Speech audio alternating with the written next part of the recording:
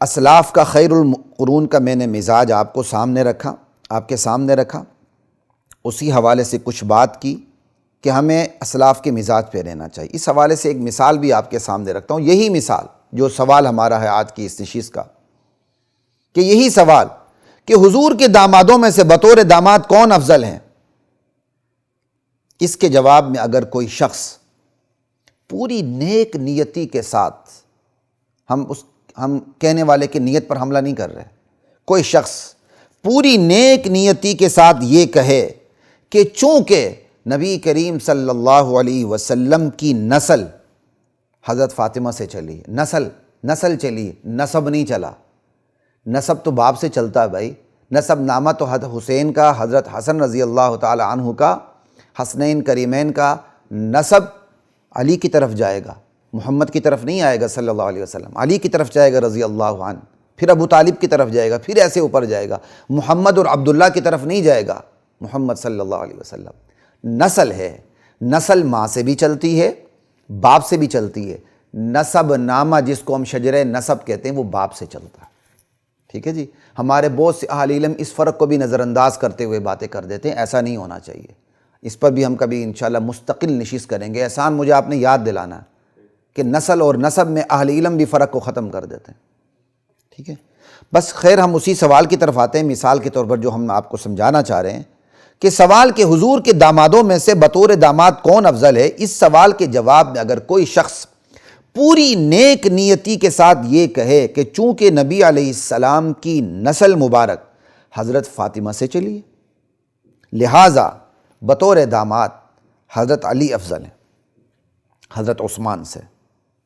تو اس جواب سے جو بظاہر خوشنما اور بڑا بے ضرر نظر آتا ہے، اس قدر خرابیاں پیدا ہوتی ہیں،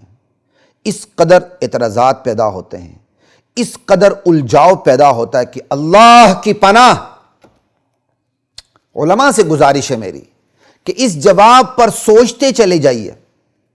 آپ کو احساس ہو جائے گا کہ بظاہر بے ضرر جواب کس قدر مہلک اور خطرناک ہے۔ شیطان تو بندوں کی رگوں میں خون کی طرح دوڑتا ہے، وہ بظاہر اس بے ضرر جواب کے بالمقابل ایسے ایسے جوابات پیش کرے گا کہ دونوں طرف کے علماء اور عوام کو گمراہ کر کے رکھ دے گا،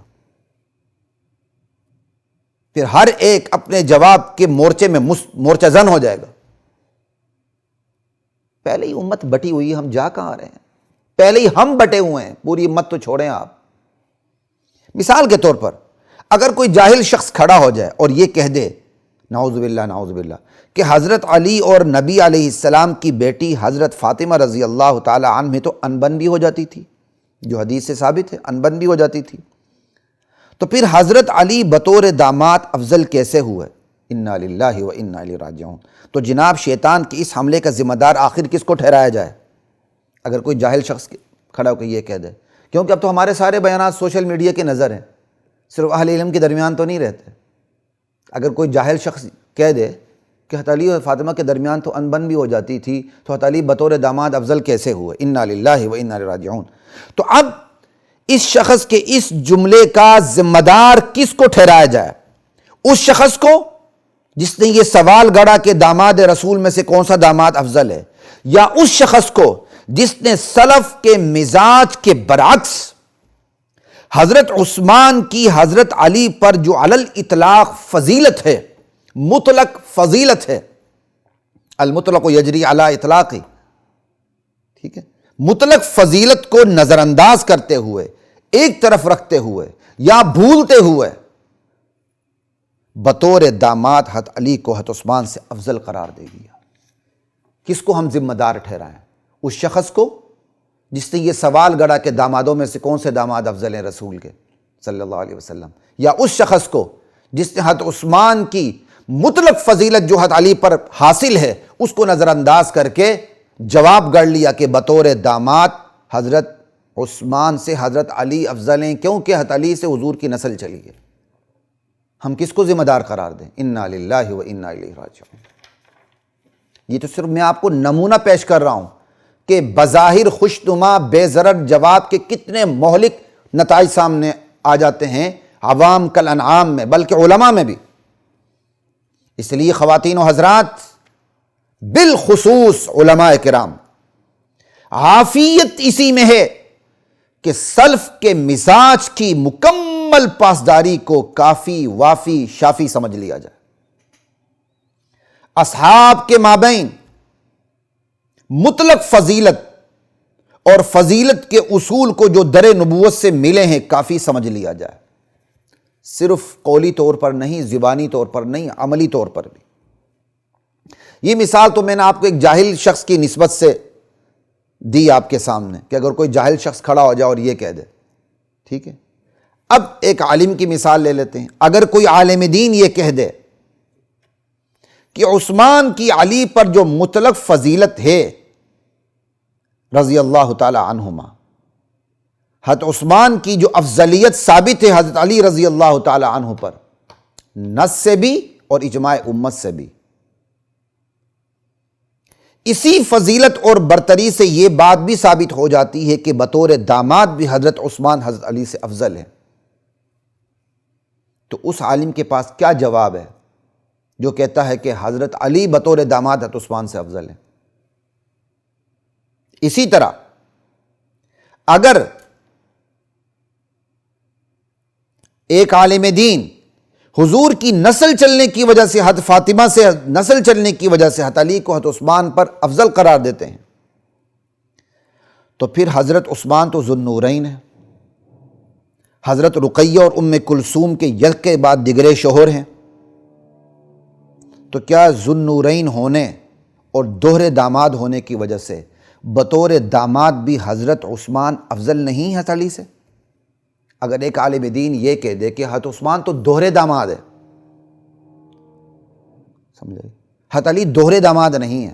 حضرت عثمان دوہرے داماد ہیں، تو دوہرے داماد ہونا کیا یہ وجہ کافی نہیں کہ حضرت عثمان بطور داماد بھی حضرت علی سے افضل ہیں؟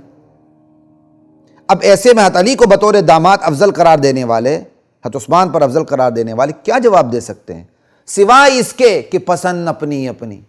اور کیا جواب دے سکتے ہیں؟ لہذا خدا را نتنے سوالات اور ان کے جوابات سے امت کو الجھانے سے گریز کیا جائے۔ آپ تو عالم ہیں،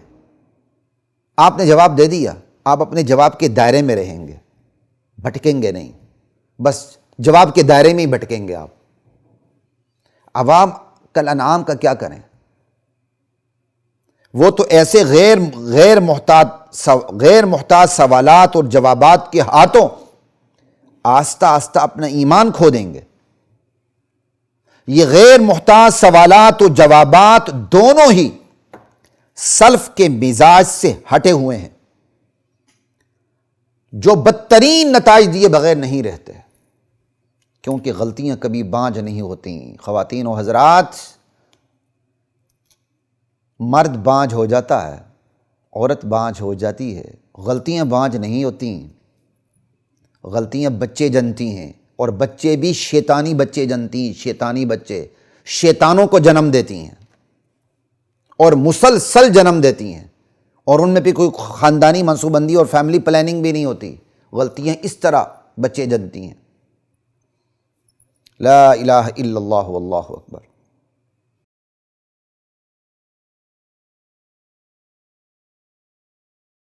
وَلَقَدْ